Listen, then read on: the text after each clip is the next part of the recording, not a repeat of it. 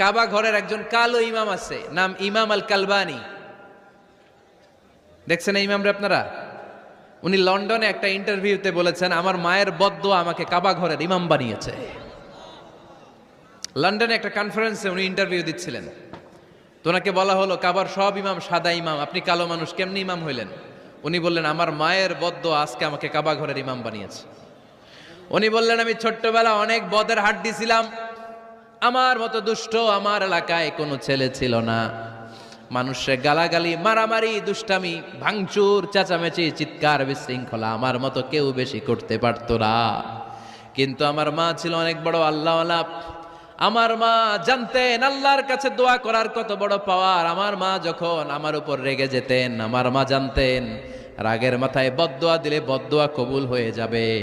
এজন্য যখনই আমি বেশি দুষ্টামি শুরু করে দিতাম, আমার মা রেগে আমারে বদদোয়া দিয়ে